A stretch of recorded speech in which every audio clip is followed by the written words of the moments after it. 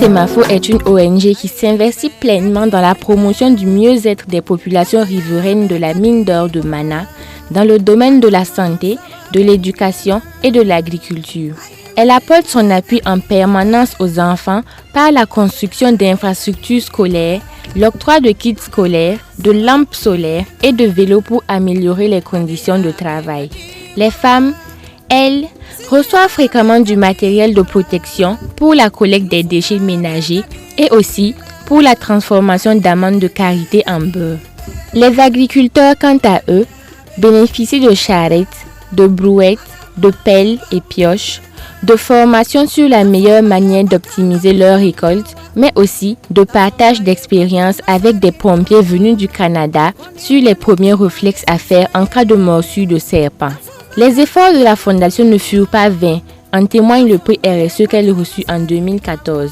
Toutes ces actions en faveur du développement au Burkina ont valu à Semafo à travers sa fondation le premier prix responsabilité sociétale des entreprises minières au Burkina Faso en 2014 et le prix spécial communauté et développement local délivré par le groupe de plaidoyer redevabilité composé du réseau Afrique Jeunesse RAJ, du Centre de recherche et d'intervention en genre et développement CRIGED et le Centre de suivi et d'analyse citoyen des politiques FEDECAP dans le cadre du programme Justice économique et sociale de l'ONG Diaconia.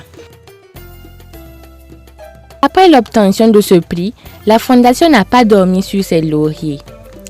C'est ainsi que, demeurant fidèle à son slogan « L'espoir d'une vie meilleure doit être offert à tous », elle a, les 16, 17 et 18 février 2016, procédé à une remise d'infrastructures scolaires et de matériel de production de savon et de traitement d'amandes à certaines populations riveraines de la mine de Mana. Le lundi 16 février, le CEG de Fobiri fut inauguré.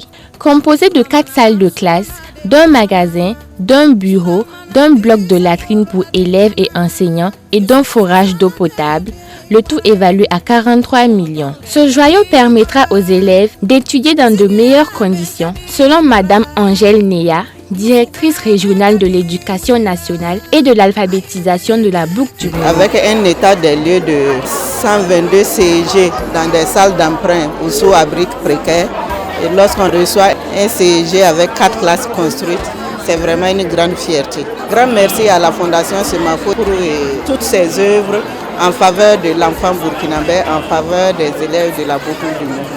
À la suite du CEG, c'est 64 agriculteurs qui entrèrent officiellement en possession d'un jardin maraîcher d'une superficie de 1 hectare réparti en 70 parcelles égales, dont 6 pépinières et 64 parcelles de production. Le représentant du directeur provincial de l'agriculture et de l'aménagement hydraulique des Balais s'est réjoui de cette initiative de la Fondation, à qui il a adressé ses vives félicitations. Dans le Balais, quand on prend ce genre d'aménagement, c'est vraiment rare.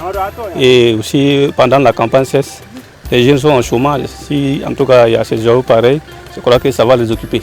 Merci encore en tout cas la Fondation Semafo. Dans la matinée du mardi 17, le directeur de l'école primaire de Missa Congo reçut les clés d'un bâtiment de 3 classes, d'un magasin, d'un bureau, d'un bloc de latrine à 4 cabines et d'un forage d'eau potable réalisé à hauteur de 29,7 millions. Les pénibles conditions d'études dans les classes sous paillotes, élèves et enseignants exposés aux intempéries climatiques, aux reptiles, sans eau potable, sont désormais un mauvais souvenir grâce à l'appui de la Fondation. Ouverte en octobre 2012, l'école de Missa Congo est à sa 4e année sous une paillote. Au moment que nous étions dans les paillotes, ce n'était pas facile. Quand le vent souffle seulement, ce sont des difficultés. La poussière nous dérangeait. Souvent, mes amis, des fois, à se retrouver avec des scorpions, des reptiles. Le groupement Nyongondemen de Yona ne fut pas en reste. Au cours de la journée du 18, les femmes ont reçu un important lot de matériel de traitement d'amandes de karité et de production de savon, composé de bassines, de gants, de balances, de seaux et bien d'autres outils. Le responsable des opérations de la Fondation Semafo, M. Amidou Ouattara, a encouragé les bénéficiaires à prendre leurs responsabilités afin d'assurer la pérennité de ce qui a été mis à leur disposition. Les enfants, je les exhorterai donc à profiter donc de ces infrastructures qu'ils ont désormais.